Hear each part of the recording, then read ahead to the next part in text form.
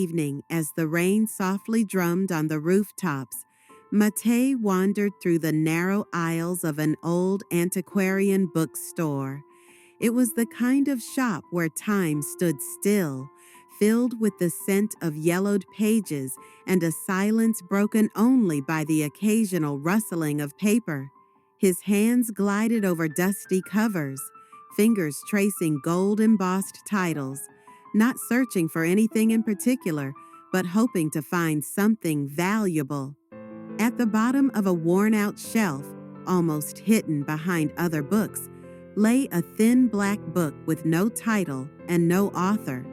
Matei pulled it out and opened it. The pages were blank.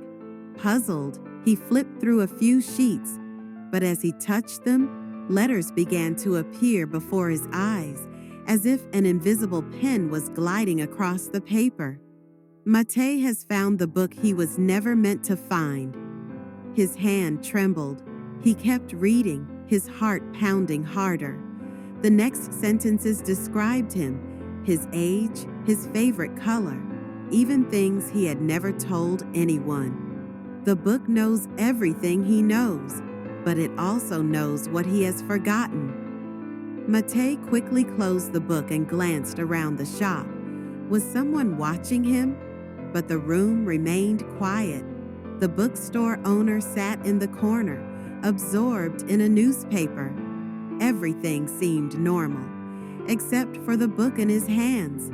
Without fully understanding why, Matei took the book home. The rain drizzled as he walked through the dark streets, feeling the weight of the black cover under his arm.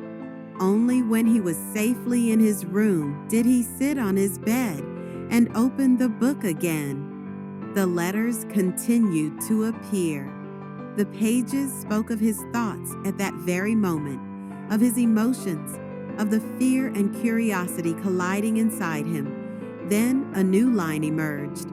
Matei will receive a letter tomorrow with no sender. If he opens it, his life will change forever. He took a deep breath. He tried to convince himself it was all an illusion. Maybe a trick of the light, some kind of chemical reaction on the paper. But a chill crept over him that he couldn't ignore. The next morning, when he stepped out of his apartment, a small envelope was waiting for him on the doorstep. His heart pounded as he picked it up. There was no name on it, just like the book. With trembling hands, Matei opened the letter. Inside was a single sentence, written in handwriting that felt strangely familiar. "Look under the bed." He immediately turned around, but the hallway was empty. His pulse raced. He returned to his apartment, unsure whether to follow the message's instruction. Eventually, he knelt beside his bed and peeked underneath. Another book awaited him there, identical to the first one. He opened it, and this time, the pages were not blank.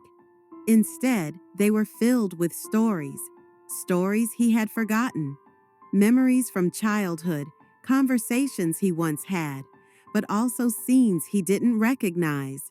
One of them puzzled him the most. It was the story of a boy who, many years ago, had found the same book in a bookstore just like this one.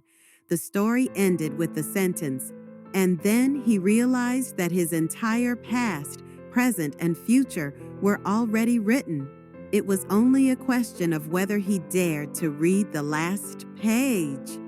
Matei swallowed hard. He turned to the final page. It was blank. But as he watched, the letters slowly began to appear.